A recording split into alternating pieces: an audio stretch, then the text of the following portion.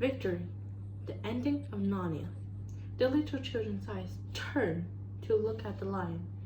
Everywhere, the detailed statues came to life. Instead of all the deadly weight, the courtyard was filled with life and colors. Many different, unique creatures were running after Aslan, dancing till he almost disappeared in the massive crowd. Suddenly, Lucy yelled, "Aslan! Aslan! I found Mr. Thomas! Come here quickly!" A few moments later, Lucy and the fawn were holding each other's hand and dancing round and round with indescribable joy. The whole castle stood empty, silent as a mouse. Every door and window open, and the warm light and fresh spring air seeped into all of the dark and cold places where it needed to be so badly. At this point, Aslan clapped his paws together, calling for silence. "Our day's work is not yet done. We still have lots to do," he said. "The witch must be defeated once and for all." Everyone was ready. Not a single second wasted after that sentence, as all the dogs, wolves, lions, and other hunting animals were charging at full speed. They came out of the narrow valley. There stood two boys, Peter and Edmund. All of the rest of Aslan's army, they desperately fought against countless horrid and terrible creatures. It seemed that the horrid creatures had the upper hand, as they had far more of them than Peter's army. The witch fought with her stone knife. A mighty loud roar that shook all of Narnia emitted from Aslan as he approached the evil witch, his companions joining in the battle shortly after. A few minutes after their arrival, the battle was over. Many, if not most, of the enemy had already been killed in the first charge of Aslan and his companions. The witch lay there motionless. She was dead.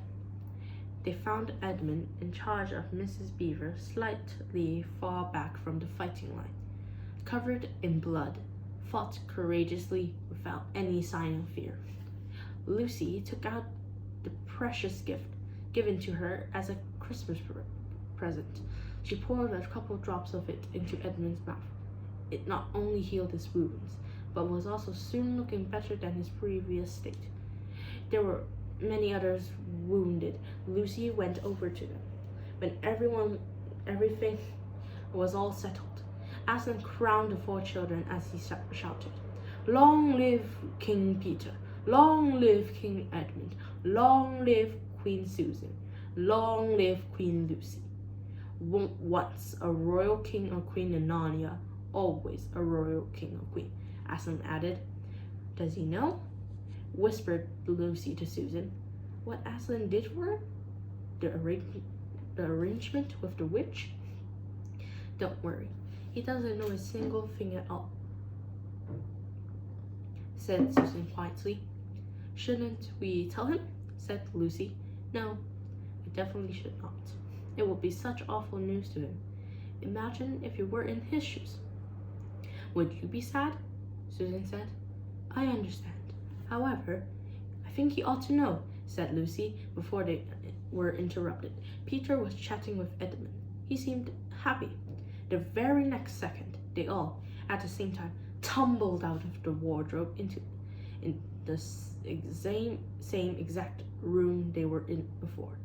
No longer kings or queens, but just Susan, Peter, Lucy, and Edmund in their old clothes they wore.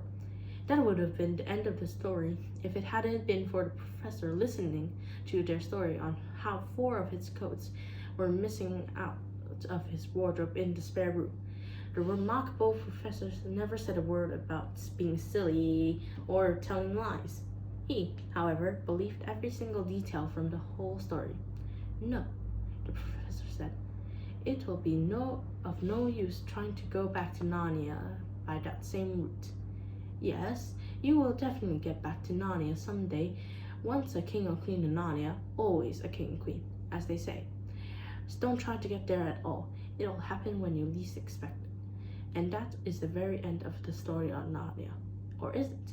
Indeed, the professor was correct. It was only just the beginning of the story of Narnia. There is so much more to come. Rewrites by Echo. Original by C.S. Lewis.